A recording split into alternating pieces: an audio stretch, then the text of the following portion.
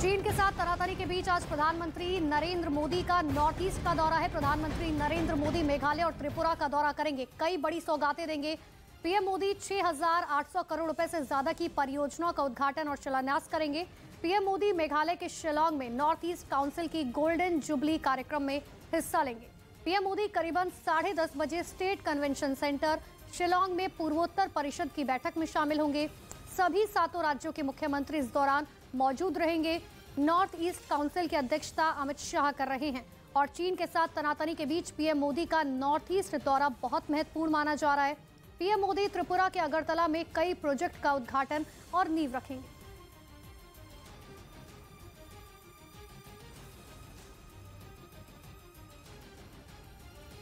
और चलिए अब आपको प्रधानमंत्री नरेंद्र मोदी के नॉर्थ ईस्ट दौरे को लेकर कुछ महत्वपूर्ण बातें बताते हैं। तो प्रधानमंत्री नरेंद्र मोदी सबसे पहले मेघालय और उसके बाद त्रिपुरा जाएंगे, जहां पर वो दोनों राज्यों को एक बड़ी सौगात देने जा रहे हैं। दरअसल आज पूर्वोत्तर परिषद की गोल्डन जुबली है, जिसको लेकर एक बड़ा कार्यक्रम आयोजित होने वाला है, जिसमें प्रधानमंत्री नरेंद्र मोदी शामिल होंगे। साथ ही प्रधानमंत्री Narendra Modi north east council की एक बैठक में शामिल होंगे और ठीक इसके बाद प्रधानमंत्री नरेंद्र मोदी त्रिपुरा जाएंगे, जहां पर कई बड़ी परियोजनाओं की सौगात देंगे। और त्रिपुरा के बाद प्रधानमंत्री नरेंद्र मोदी का अगला कार्यक्रम अगरतला में है, जहां पर कई प्रोजेक्ट्स का उद्घाटन और शिलान्यास प्रधानमंत्री नरेंद्र मोदी की तरफ से किया जाएगा। तो भारत के खिलाफ लगातार जहर उगलने वाला पाकिस्तान अब परमाणु बम की धमकी देने लगा है। पाकिस्तान सरकार में मंत्री शाजिया मर्री ने गीदड़ भभकी देते हुए कहा कि अगर कोई मुल्क ये सोचता है कि वो परमाणु ताकत वाले पाकिस्तान से बच सकता है तो ये उसकी गलती है। संयुक्त राष्ट्र सुरक्षा परिषद में जमकर लताड़ मिलने के बाद अब पाकिस्तान से गीदड़ भभकी दी जाने लगी है। पाकिस्तान की मंत्री ने एटम बम की धमकी दी है।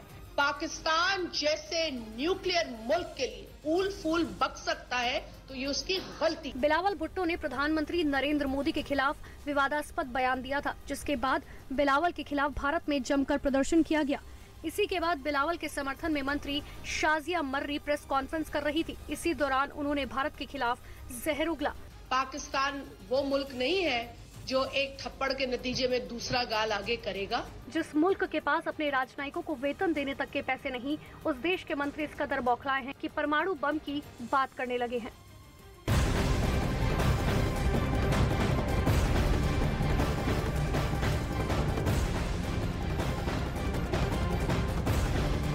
तो भारत के लिए आज का दिन बहुत महत्वपूर्ण होने जा रहा है। आज इंडियन नेवी की ताकत बढ़ने जा रही है, क्योंकि आज इंडियन नेवी में शामिल होने वाला है विध्वंसक युद्धपोत मार्मुगाव। ये युद्धपोत स्वदेश निर्मित है और इसमें आधुनिक रडार और सतह से सतह पर मार करने वाली मिसाइलें और सतह से हवा में मार करने वाली मिसाइलें हैं। बीते 1 साल से युद्धपोत का परीक्षण किया जा रहा था।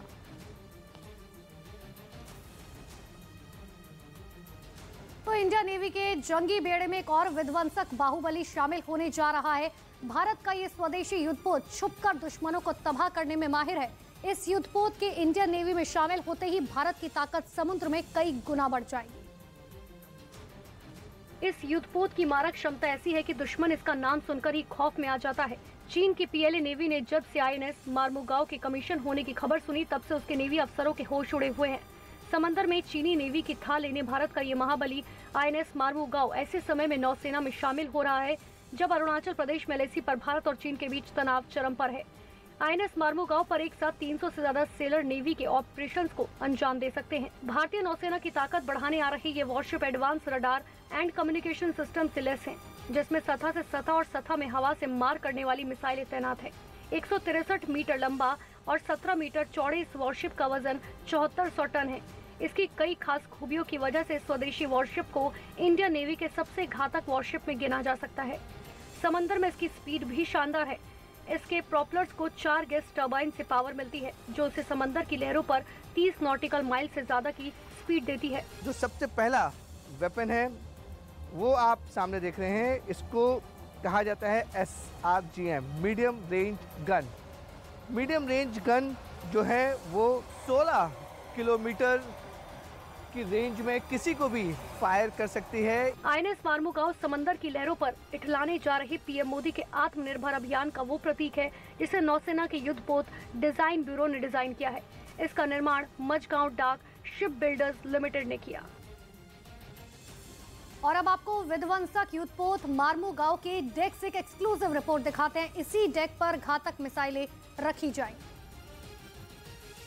इस समय न्यूज़ 18 इंडिया की टीम उस डेक पर पहुंच चुकी है जहां पर सबसे ज़्यादा घातक मिसाइल्स रखे जाते हैं। सबसे पहले मैं आपको दिखाऊंगा कि जो ब्रह्मोस मिसाइल है उसके जो पार्ट्स हैं वो इस जगह पर जो आप 8 कैप देख रहे हैं, ये 8 कैप ब्रह्मोस मिसाइल के हैं।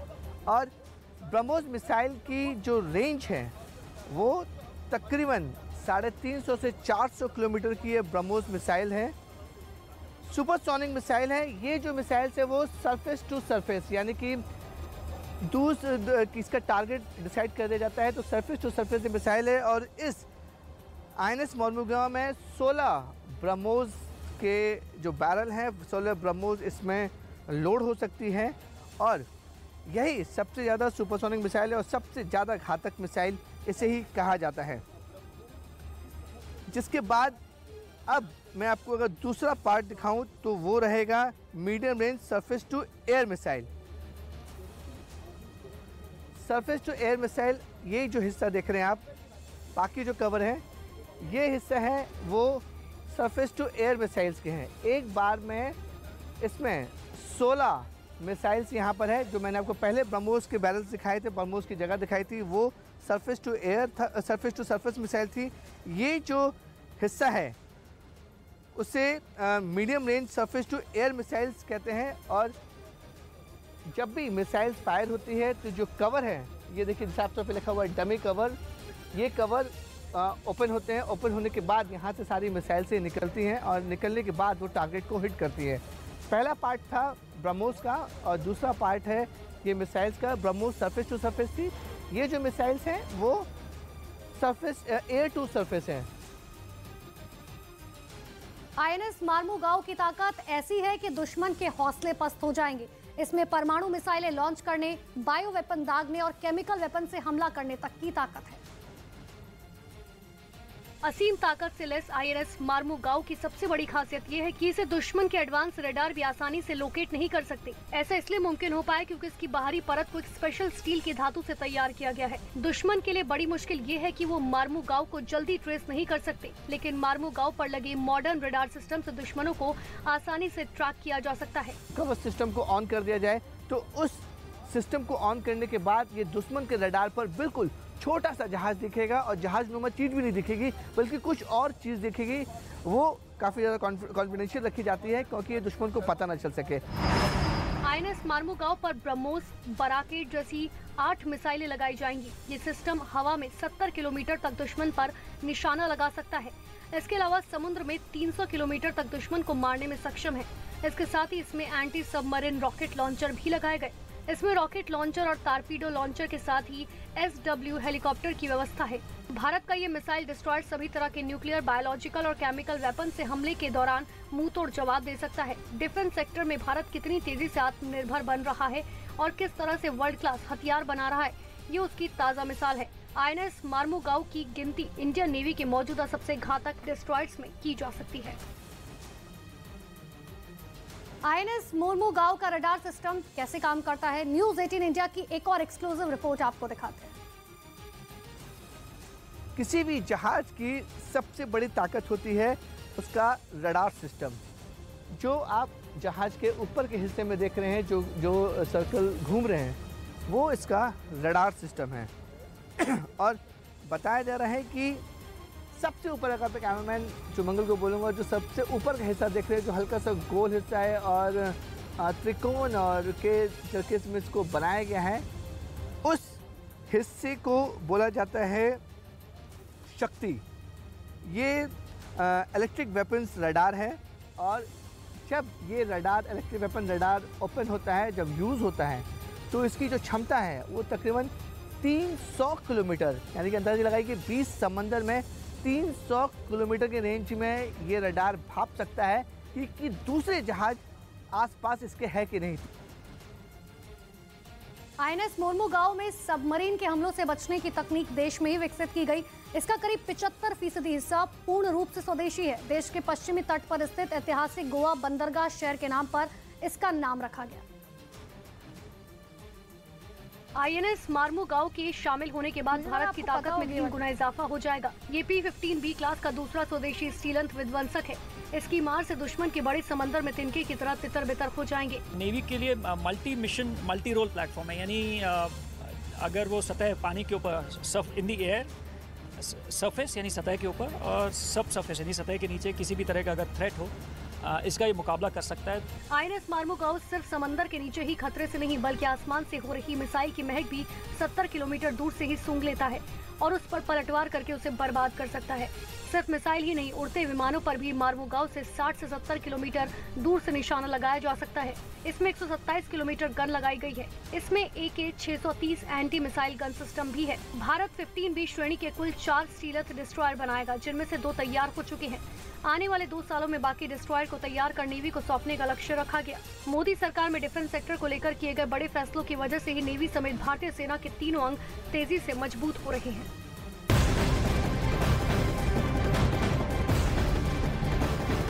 बिहार के छपरा शराब कांड में मौत का आंकड़ा बहुत बढ़ गया है। शराब कांड में अब तक 75 लोगों की मौत हो गई। तो नेशनल ह्यूमन राइट्स कमीशन यानी कि NHRC जहरीली शराब से मौत की मौके पर ही जाकर जांच करेगी, जिसके लिए NHRC ने बकायदा अपने सदस्य की अध्यक्षता में जांच टीम को तैनात करने का फैसला कर लिया है। दूसरी तरफ पटना जिला प्रशासन की तरफ से डोर टू डोर सर्वे किया जा रहा है, जन जागरूकता अभियान चलाया जा रहा है।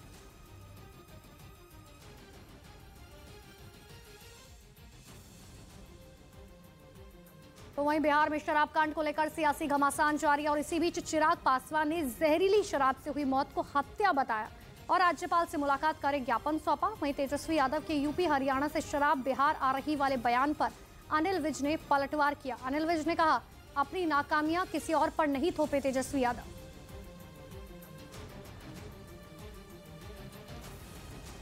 अपनी कमजोरियों को दूसरों पर डालना, ये कुछ नेताओं का चलन हो गया। तुमने वहां पर शराब बैन की है, शराब वहां पर कहीं से भी किसी भी प्रदेश में अगर है प्रवेश ना करे, उसको रोकना तुम्हारा दायित्व है।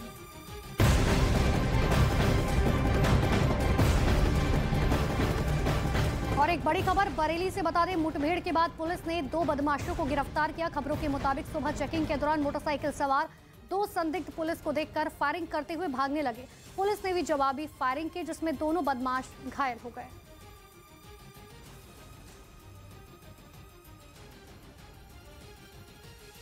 तो वहीं हरिद्वार से एक अच्छी तस्वीर सामने है, जिसमें एक आदमी अपनी कार को कूड़ा गाड़ी बनाकर सफाई अभियान में जुट गया। इस सफाई वॉलेंटियर के समर्पण को देखकर हरिद्वार नगर निगम ने इन्हें अपना स्वच्छता अभियान का ब्रांड एम्बेसडर बना दिया।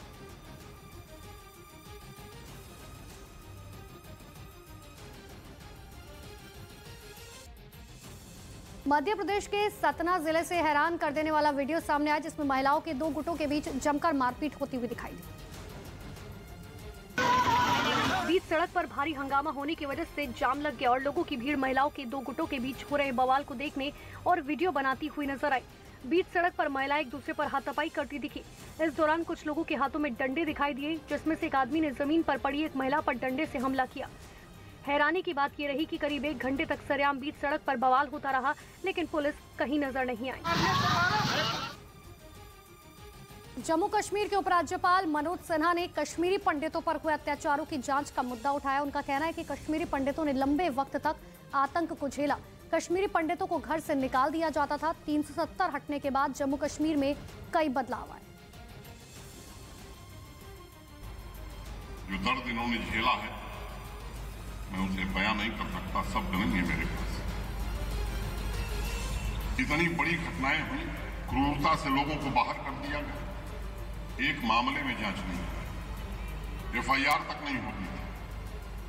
अब एक ऐसी सरकार है, देश में भी और प्रधानमंत्री जी के कारण वहां का प्रशासन भी, एक बात तय है कि शांति खरीदने में आज का प्रशासन विश्वास नहीं करता है। शांति अस्थायी रूप से हम स्थापित करना चाहते हैं। तवांग में एलएसी पर चीन को मुंहतोड़ जवाब देने के बाद यहां के गांव में जोश आई है। तवांग से न्यूज 18 इंडिया लगातार आपको एक्सक्लूसिव रिपोर्ट दिखा रहा है। आज सबसे पहले आपको दिखाते हैं चीन बॉर्डर पर भारत के आखिरी गांव से ये एक्सक्लूसिव रिपोर्ट। तो गांव तकसंग आप पहुंच चुके हैं। मेरे पीछे आप कुछ आर्मी के ट्रक्स भी देख पा रहे हैं क्योंकि हाइपर सेंसिटिव ये जोन है, क्योंकि ये आखिरी गांव है जो इंडो चाइना बॉर्डर के पास है। लेकिन आप देख पा रहे हैं कि किस तरीके से पूरी इंडियन आर्मी, भारतीय सेना यहाँ पर चट्टान की तरह लोगों की सुरक्षा के लिए तैनात रहती है। और आप देख रहे हैं किस तरीके से पहरा यहाँ पर भारतीय सेना का है। इसके अलावा अगर आप रास्ते भी देखें तो देखिए थोड़े से कच्चे रास्ते जरूर हैं, लेकिन बीआरओ की टीम यहाँ पर लगातार वचनबद्ध और संकल्पबद्ध तरीके से काम करती है ताकि जो रोड कनेक्टिविटी है, ये आखिरी गांव है क्योंकि, और रोड कनेक्टिविटी बेहद जरूरी है सामरिक शक्ति के लिए, सामरिक मजबूती के लिए। ऐसे में आप देख सकते हैं कि किस तरीके से बीआरओ की तरफ से लगातार प्रयास भी किए जा रहे हैं। लेकिन सबसे महत्वपूर्ण तस्वीर ये है कि यहाँ के गांव कितना सुरक्षित महसूस करते हैं, क्योंकि आप देखिए कि किस तरीके से लगातार इंडियन आर्मी यहाँ पर अपने साहस और शौर्य का प्रदर्शन तो करती ही है, लेकिन देखिए कितनी बड़ी जिम्मेदारी उन्होंने ली है कि ये आखिरी गांव है, लोग यहाँ पर सुरक्षित रहें, महफूज रहें, हमेशा यहाँ पर तैनात रहते हैं। तवांग में एलएसी के आखिरी गांव पर ना तो चीन की सेना का कोई डर है, ना ही डर का कोई माहौल। भारत की सेना के दमखम दिखाने के बाद इस गांव के लोगों का जोश बेहद हाई है। देखिए एक्सक्लूसिव रिपोर्ट। मैं एलएसी के उस छोर में हूँ, यानी कि आखिरी गांव में हूँ, लेकिन मोदी मैजिक या मोदी जी के लिए जो प्यार है लोगों का, वो कभी खत्म नहीं होता है। ऐसे एक फैन मोदी जी के हमारे साथ हैं। मोदी जी बहुत पसंद है आपको? हाँ, बहुत पसंद है। मोदी जी भगवान का तरह है, हम लोग को भगवान है मोदी जी। क्यों है भगवान मोदी जी? मोदी जी क्या बोलते हैं, हम हिंदी में ना हिंदी जानता भी नहीं। अच्छा, अच्छे लगते हैं मोदी जी, बहुत अच्छा लगता है हम लोग को। मोदी जी आने का बाद, सरकार बनने का बाद तो बहुत अच्छा हुआ, बहुत अच्छा हो गया। रोड बहुत अच्छा बन गया, रोड पे रोड बन गए। हाँ, रोड पे बन गया। उनकी सरकार ने पेमा खांडू सीएम होने का बाद भी बहुत अच्छा हो गया, बहुत अच्छा हो गया, बहुत अच्छा हो गया।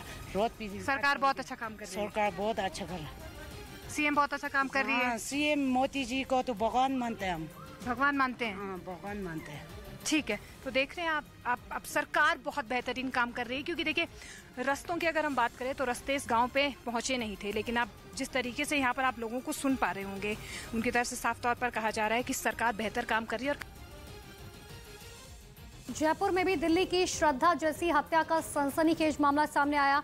यहाँ एक महिला की हत्या कर उसके 10 टुकड़े कर दिए गए। महिला के शव के टुकड़े दिल्ली रोड स्थित जंगलों में पड़े मिले। महिला की हत्या का आरोप उसके भतीजे अनुज पर लगा है। बताया जा रहा है कि अनुज ने पहले अपनी ताई के सिर पर हथौड़े से वार कर हत्या कर दी और उसके बाद शव को मार्बल कटर से काटकर टुकड़े टुकड़े कर दिया और फिर उनको सूटकेस और बाल्टी में भरकर जंगल में फेंक दिया। अपनी ताई 64 साल की जो यहाँ रहती थी, कैंसर से पीड़ित थी, उनकी हत्या की। वो जब चाय बना रही थी तब हथौड़े से वार किया। आरोप है कि पेशे से इंजीनियर अनुज शर्मा ने अपनी ताई सरोज शर्मा का कत्ल सिर्फ इसीलिए किया क्योंकि उन्हें उसे हरे कृष्ण मूवमेंट के एक कार्यक्रम में शामिल होने के लिए दिल्ली जाने से रोक दिया था। ताई की हत्या करने के बाद उसने फोन पर उनकी बेटियों को गुमशुदगी की बात बताई और खुद हरिद्वार चला गया था। मृतक महिला की लड़कियों ने पुलिस से हत्या का शक जाहिर किया था, जिसके बाद अनुज पकड़ा गया। बिहार ने नगर निकाय चुनाव में लोगों को वोट के बदले शराब बांटे जाने का एक वीडियो सामने आया, जिसमें स्थानीय लोगों ने शराब के साथ 2 लोगों को पकड़ लिया। मोटरसाइकिल से जा रहे 2 लोगों को समस्तीपुर जिले के रोसड़ा गांव में कुछ लोगों ने रोक लिया और उनके हाथ में दिख रहे एक लाल रंग के झोले को छीन लिया। आरोप है कि नगर निकाय चुनाव के दौरान मौजूदा चेयरमैन अपने लोगों से इलाके में शराब बंटवा रहे हैं। इसी दौरान मोटरसाइकिल में बैठा एक आदमी लाल रंग के एक और झोले को लेकर भागने लगा। पूरा लेके लोगों ने भाग रहे आदमी का पीछा किया और उसे पकड़ लिया। जब उसके हाथ से झोला छीनकर खाली किया गया तो उसमें से शराब की कई बोतलें निकली। आरोप है कि ये शराब नगर निकाय चुनाव के दौरान वोटर्स को बांटने के लिए लाई जा रही थी, जिसका वीडियो सोशल मीडिया पर वायरल हो रहा है, जिसकी न्यूज़ 18 पुष्टि नहीं करता। यूपी के प्रतापगढ़ जिला प्रशासन ने अवैध रूप से कोयला बनाने वालों के खिलाफ कार्रवाई की और बड़ी संख्या में इलाके में धधक रही अवैध भट्टियों को तबाह किया। जिले के कुंडा इलाके में अवैध रूप से कोयला बनाने के लिए बड़ी संख्या में भट्टियां धधक रही थी, जिसकी शिकायत पर जिला प्रशासन की टीम बुलडोजर लेकर पहुंची और करीब 12 से ज्यादा अवैध भट्टियों को तोड़ा गया। प्रशासन के मुताबिक कोयला माफिया अवैध रूप से कोयला बनाने के लिए आसपास के जंगलों को बर्बाद कर रहे हैं। जंगल के हरे पेड़ों को काटकर इन भट्टियों में जलाया जाता है और उससे निकलने वाले कोयले को बाजार में ऊंचे दामों में बेचा जा रहा था। इसी बात की शिकायत मिलने पर प्रशासन की टीम ने कार्रवाई करते हुए कोयला बनाने वाली अवैध भट्टियों को तोड़ा और कोयला माफिया के खिलाफ केस दर्ज कर लिया।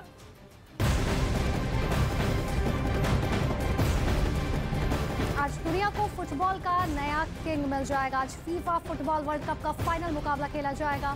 फाइनल में डिफेंडिंग चैंपियन फ्रांस का सामना 2 बार के विजेता अर्जेंटीना से ही होगा। तो वहीं तीसरे नंबर के लिए खेले गए मुकाबले में क्रोएशिया ने मोरक्को की टीम को 2-1 से करारी शिकस्त दी। क्रोएशिया पिछले वर्ल्ड कप में उप विजेता रही थी।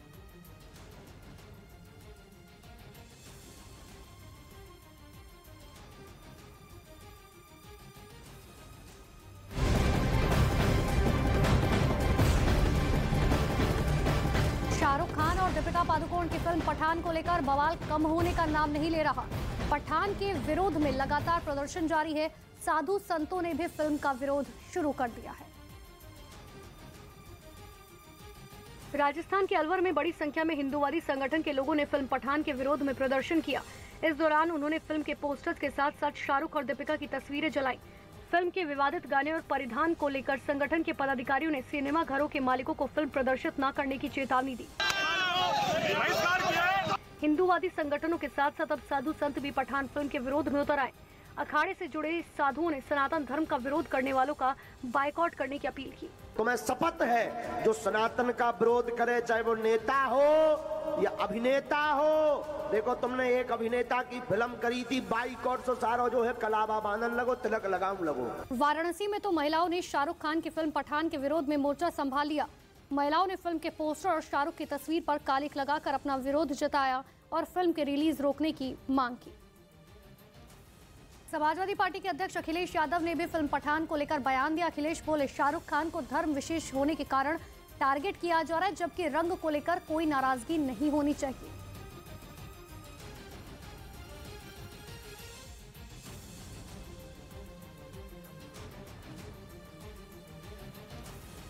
भारतीय जनता पार्टी ध्यान हटाने के लिए और जब नाकाम हो जाती है तो ध्यान भटकाने के लिए इस तरह की बहस छेड़ती है। उसमें हमारे मीडिया साथी भी शामिल हो जाते हैं। कौन सा रंग, हर रंग का एक अपना अलग महत्व है। अगर इस रंग का महत्व है तो कोई ऐसा नहीं है जो सम्मान न करता हो रंग का, लेकिन केवल टारगेट इसलिए करना कि वो किसी एक धर्म से जुड़े एक्टर हैं या धर्म से जुड़े लोग हैं, ये भारतीय जनता पार्टी की सोची समझी रणनीति है, षड्यंत्र है और हर आदमी जानता है।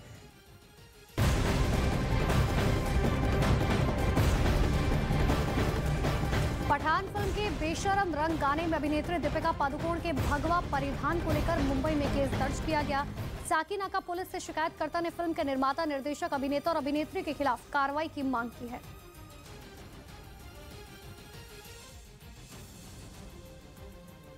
एलएसी के आखिरी गांव ताकसंग में पहुंचने वाला न्यूज 18 इंडिया सबसे पहला न्यूज चैनल है। यहां के लोग, खासकर महिलाएं, कैसे देश की आन बान और शान के लिए आगे बढ़ रही हैं, वो आपको दिखाते हैं इस एक्सक्लूसिव रिपोर्ट में। पहले तो सिर्फ गोम्पा था। आप थे तब यहाँ पर? हम लोग नीचे गांव में था, ये पीछे सेटल हुआ है। कितने, कब सेटल हुआ, कितने साल पहले? अभी दो खत्म नहीं था, वो 2 साल तलाने थे, खत्म नहीं थी। 20-30 साल हो गए। 25 कुछ हो गया होगा। 25 कुछ हो गया होगा।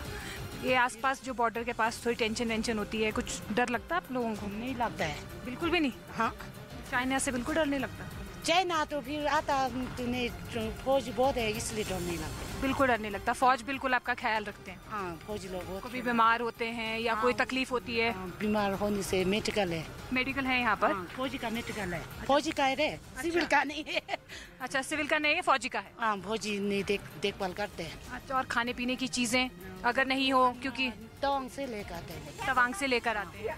पहले तो रास्ता इतना खराब था, आजकल थोड़ा वो अच्छा हो गया। अच्छा हो गया। बैठो बैठो, करो आराम से काम। अच्छा, तो रास्ता अब सही हो गया है। हाँ, थोड़ा कितने साल से हुआ? कितने साल से हुआ? हाई रास्ता साल का 1 साल जैसे भी नहीं करे, थोड़ा अच्छा हो गया। 1 साल जैसे हो गया होगा। एलएसी के इस आखिरी गांव में पूरा जनजीवन सामान्य चल रहा है। चीन की सेना की हिमाकत का इस गांव पर दूर दूर तक कोई असर नहीं है। एलएसी के आखिरी गांव में एक स्कूल से न्यूज़ 18 इंडिया की एक्सक्लूसिव रिपोर्ट आपको दिखाते हैं। क्लास 8 है, क्लास 8। हेलो, ओके, तो हम फिलहाल हम क्लास 8 में हैं। और कौन से सब्जेक्ट की क्लास है अभी? ज्योग्राफी चल रही है। ओके, ज्योग्राफी में इंटरेस्ट है जी? अच्छी लगती है जी। रोज स्कूल आते हो जी? अच्छा, रोज स्कूल आते हैं। तो देखिए, नॉर्मल स्कूल की तरह यहाँ पर ज्योग्राफी पढ़ाई जा रही है, वो भी इंग्लिश मीडियम। और इंग्लिश में, अच्छा, सारी बुक्स इंग्लिश में ही। आप हेड मास्टर हैं यहाँ के? जी, मैं यहाँ के हेड मास्टर। जितना भी बुक्स है पूरा एनसीईआरटी के हैं। यहाँ पे मीडियम ऑफ इंस्ट्रक्शन भी इंग्लिश है, लेकिन हम लोग यहाँ पे दोनों लैंग्वेज मिला कर, क्योंकि बच्चों को समझ में थोड़ा प्रॉब्लम हो जाता है। लेकिन अभी हालांकि क्या है कि बच्चों को समझने लग गया है, तो हमारे यहाँ पे पूरा इंग्लिश में क्लास, इवन आप क्लास 1 में जाकर पूछिए, they can speak in English. अच्छा, they can speak in English. Okay, तो कितने बच्चे हैं ऑलमोस्ट पूरे स्कूल में? हमारा यहाँ पे केजी से लेके 47 बच्चे हैं। तो 1 to 8 जो 42 बच्चे हैं, जो हमारा हॉस्टल में रहता है। यहाँ पे रेसिडेंशियल स्कूल है। राहुल गांधी के सेना पर दिए गए बयान को लेकर सियासी घमासान जारी है। महाराष्ट्र के डिप्टी सीएम देवेंद्र फडणवीस ने राहुल गांधी पर निशाना साधा। देवेंद्र फडणवीस ने सवाल पूछते हुए कहा कि राहुल और बिलावल भुट्टो के एक ही दिन एक तरह की बातें करने के पीछे क्या रिश्ता है? एक ही दिन बिलावल भुट्टो और राहुल गांधी, ये दोनों मोदी जी के ऊपर बोलते हैं, ये कौन सा रिश्ता है भाई? और सवाल ये उठता है कि बिलावल भुट्टो तो एक फेल्ड स्टेट के मंत्री है। पाकिस्तान, जिसको आतंकवादी राष्ट्र के रूप में पूरी दुनिया ने करार किया है, ऐसे आतंकवादी राष्ट्र के, फेल्ड राष्ट्र के, और जिसका पूरा भट्टा बैठ गया है, जो दिवालिया है, ऐसे राष्ट्र के एक मंत्री इस प्रकार की बात करते हैं। लेकिन उसी समय उसी प्रकार की बात अगर हमारे प्रमुख विपक्षी पार्टी के नेता राहुल गांधी करे, तो उनके लिए राष्ट्र बड़ा है या राजनीति बड़ी है?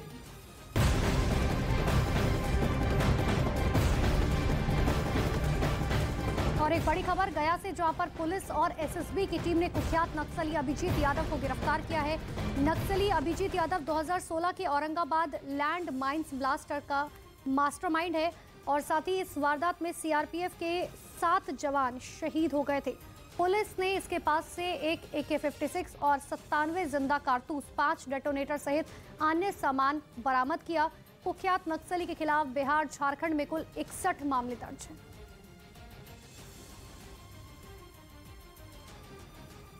छत्तीसगढ़ के कोरबा में हाथियों ने किसानों की फसल को काफी नुकसान पहुंचाया। इस दौरान गांव में करीब 38 हाथियों का झुंड घुस गया, जिसके बाद खेत में फसल को हाथियों ने रौंद दिया। केंद्रीय मंत्री अनुराग ठाकुर सोनीपत के साई सेंटर पहुंचे, जहां उन्होंने 40 करोड़ की लागत से बने हॉकी एस्ट्रो टर्फ ग्राउंड की आधारशिला रखी। साथ ही हॉकी एस्ट्रो टर्फ ग्राउंड को खिलाड़ियों को समर्पित किया। इस दौरान अनुराग ठाकुर ने तीरंदाजी में हाथ आजमाया और टारगेट पर निशाना साधा।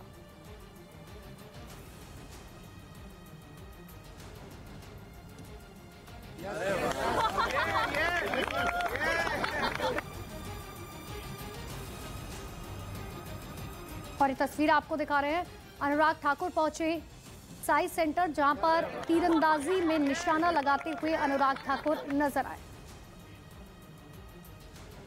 छत्तीसगढ़ के अंबिकापुर से हैरान कर देने वाला एक वीडियो सामने आया। वहां 2 गुट आपस में भिड़ गए। बताया गया कि विवाद दुकान खाली करवाने को लेकर हुआ और देखते देखते बात इतनी बिगड़ गई कि 2 गुटों के बीच लात घूंसे चलने लगे। इस घटना का जो वीडियो सामने आया उसमें कुछ महिलाएं आपस में मारपीट करती हुई नजर आई। तभी 2 आदमी डंडे के साथ पहुंच गए और उन्हें छुड़ाने की कोशिश करने लगे, लेकिन वो महिलाएं नहीं मानी और एक दूसरे के बाल पकड़कर मारपीट करती रहीं। इसी बीच वहां मौजूद एक आदमी को गुस्सा आ गया और वो महिला पर दनादन थप्पड़ जड़ने लगा। वहीं दूसरा आदमी उन लोगों को हटाने की कोशिश करता दिखा। काफी देर तक तमाशा चलता रहा। हालांकि बाद में वहां मौजूद लोगों ने मामले को शांत कराया। अपने कुछ साथियों को लेकर जो है उस दुकान में जाकर उनके सामान फेंकने का प्रयास की है और उनके दुकान में घुसकर जो है तोड़फोड़ की है। घटना की जानकारी मिलने के बाद पुलिस ने 2 गुटों के खिलाफ केस दर्ज कर लिया और मामले की जाँच में जुट गयी। मध्य प्रदेश के देवास से हैरान करने वाला एक वीडियो सामने आया। वहां कुछ लोगों ने कर्मचारी की पिटाई कर दी। आरोप है कि उस कर्मचारी ने अवैध तरीके से उन लोगों से वसूली की थी, जिससे गुस्साए लोगों ने उस इलाके के सीएमओ के सामने ही उस कर्मचारी की पिटाई कर दी। इस घटना का जो वीडियो सामने आया उसमें कुछ लोग उस कर्मचारी से बहस करते हुए नजर आए। देखते ही देखते बात इतनी बढ़ गई कि उनमें से एक आदमी ने उस कर्मचारी को थप्पड़ जड़ दिया, जिससे बात बिगड़ गई और हाथापाई शुरू हो गई। इस दौरान वहां मौजूद लोगों ने छुड़ाने की कोशिश की, लेकिन उन लोगों ने एक नहीं सुनी और उस कर्मचारी पर लात घूंसे बरसाते रहे। हालांकि किसी तरह वहां मौजूद लोगों ने मामला शांत कराया। वीडियो वायरल होने के बाद कर्मचारी को हटा दिया गया।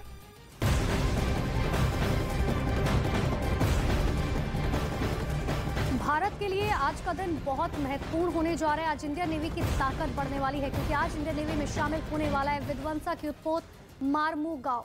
ये युद्धपोत स्वदेशी निर्मित है। इसमें आधुनिक रडार और सतह से सतह पर मार करने वाली मिसाइलें और सतह से हवा में मार करने वाली मिसाइलें लेस है।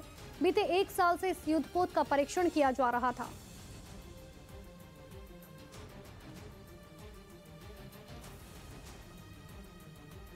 इंडियन नेवी के जंगी बेड़े में एक और विध्वंसक बाहुबली शामिल होने जा रहा है। भारत का ये स्वदेशी युद्धपोत छुपकर दुश्मन को तबाह करने में माहिर है। इस युद्धपोत के इंडियन नेवी में शामिल होते ही भारत की ताकत कई गुना बढ़ जाएगी। इस युद्धपोत की मारक क्षमता ऐसी है कि दुश्मन इसका नाम सुनकर ही खौफ में आ जाता है। चीन की पीएलए नेवी ने जब से आईएनएस मारमुगाव के कमीशन होने की खबर सुनी, तब से उसके नेवी अफसरों के होश उड़े हुए हैं। समंदर में चीनी नेवी की थाह लेने भारत का ये महाबली आईएनएस मारमुगाव ऐसे समय में नौसेना में शामिल हो रहा है जब अरुणाचल प्रदेश में एलएसी पर भारत और चीन के बीच तनाव चरम पर है। आईएनएस मारमुगाव पर एक साथ 300 से ज्यादा सेलर नेवी के ऑपरेशंस को अंजाम दे सकते हैं। भारतीय नौसेना की ताकत बढ़ाने आ रही ये worship advance radar and communication system से लैस है, जिसमें सतह से सतह और सतह में हवा से मार करने वाली मिसाइलें तैनात है। 163 मीटर लंबा और 17 मीटर चौड़े इस वॉरशिप का वजन 7400 टन है। इसकी कई खास खूबियों की वजह से स्वदेशी वॉरशिप को इंडियन नेवी के सबसे घातक वॉरशिप में गिना जा सकता है। समंदर में इसकी स्पीड भी शानदार है। इसके प्रोपलर्स को 4 गैस टर्बाइन से पावर मिलती है, जो उसे समंदर की लहरों पर 30 नॉटिकल माइल से ज्यादा की स्पीड देती है। जो सबसे पहला वेपन है वो आप सामने देख रहे हैं, इसको कहा जाता है SRGM, medium range gun. Medium range gun जो है वो 16 किलोमीटर की रेंज में किसी को भी फायर कर सकती है। आईएनएस मारमुगाव समंदर की लहरों पर इठलाने जा रहे पीएम मोदी के आत्मनिर्भर अभियान का वो प्रतीक है जिसे नौसेना के युद्धपोत डिजाइन ब्यूरो ने डिजाइन किया है। इसका निर्माण मझगांव डाक शिप बिल्डर्स लिमिटेड ने किया।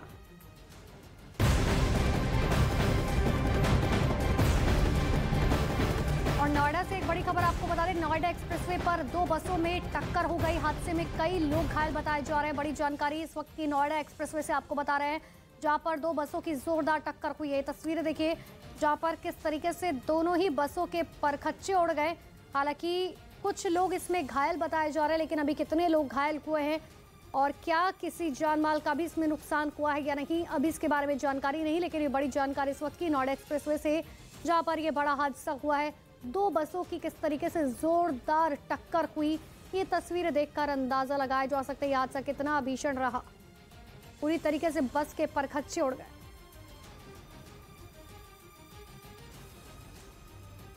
यूपी के रायबरेली जिले में पुलिस को उस वक्त मुश्किलों का सामना करना पड़ा जब वो अपराधियों को पकड़ने के लिए दबिश देने गई थी। पुलिस की टीम को गांव के लोगों ने घेर लिया और उन पर लाठी डंडों से हमला कर दिया, जिसके बाद पुलिस वाले खुद की जान बचाने के लिए गांव से उल्टे पांव भागे और पुलिस टीम पर हमले का वीडियो भी बनाया। जब पुलिस वालों ने मोबाइल से वीडियो बनाना शुरू किया तो गांव वाले दबाव में आ गए और उन्होंने हमला रोक दिया। पुलिस ने टीम पर हमला करने वाली 4 महिलाओं को गिरफ्तार किया। मामला बदोखर थाना क्षेत्र के हैबतपुर गाँव का है, जहाँ पुलिस जमीन विवाद में एक परिवार से पूछताछ के लिए गाँव पहुँची थी। इसी दौरान आरोपी को जब पुलिस टीम ने घर से बाहर बुलाया तो कुछ महिलाओं ने पुलिस वालों पर हमला कर दिया। दिल्ली के पास गाजियाबाद से रोंगटे खड़े कर देने वाला एक वीडियो सामने आया। वहां एक कार ने कुत्ते को कुचल दिया। ये पूरी घटना वहां लगे कैमरे में रिकॉर्ड हो गई। जिसमें वो कार उस कुत्ते को कुचल कर चली गई। इस घटना का जो वीडियो सामने आया उसमें 2 कुत्ते सड़क किनारे खेलते हुए नजर आए। तभी वहां से गुजर रही एक कार ने उनमें से एक कुत्ते पर अगला पहिया चढ़ा दिया, लेकिन उस कार ड्राइवर ने कार नहीं रोकी और देखते ही देखते दूसरा भी उस कुत्ते के ऊपर से चढ़ाकर वहां से फरार हो गया। लोगों ने आरोप लगाया कि कार ड्राइवर ने जानबूझकर कुत्ते पर कार चढ़ाई। इस हादसे में कुत्ते की मौत हो गई। वहां के लोगों ने इसकी शिकायत पुलिस से कर दी। पुलिस ने वीडियो के आधार पर आरोपी के खिलाफ केस दर्ज कर लिया और उसकी तलाश शुरू कर दी। हरियाणा के रेवाड़ी से दिल दहला देने वाला एक वीडियो सामने आया। वहां 4 बदमाश पिस्तौल दिखाकर पेट्रोल पंप पर उन्होंने लूटपाट की और ये पूरी घटना वहां लगे कैमरे में रिकॉर्ड हो गई, जिसमें वो बदमाश पेट्रोल पंप कर्मचारी से पैसे छीनते हुए नजर आए। इस घटना का जो वीडियो सामने आया उसमें 4 लोग एक कार से निकलकर पेट्रोल पंप मशीन के पास खड़े कर्मचारी के पास जाते दिखे। जैसे वो उसके पास पहुंचे उन्होंने पिस्तौल निकाली और धमकाने लगे, जिससे पेट्रोल पंप कर्मचारी डर गया। उसने तुरंत पैसे निकालकर उन बदमाशों को दे दिए। इसके बाद बदमाश दूसरे पेट्रोल पंप कर्मचारी के पास पहुंचे और उसे भी धमकाकर पैसे छीनकर वहां से फरार हो गए। घटना की जानकारी मिलने के बाद पुलिस ने फुटेज के आधार पर 3 आरोपियों को गिरफ्तार कर लिया, जबकि चौथे की तलाश जारी है। उनको पकड़ने के लिए जो है स्पेशल टीम का गठन किया गया था। पुलिस के मुताबिक इन आरोपियों पर हत्या और लूटपाट जैसे कई मामले दर्ज हैं। बदमाशों ने एक दिन में 4 पेट्रोल पंप से करीब 1 लाख रुपए की लूट की।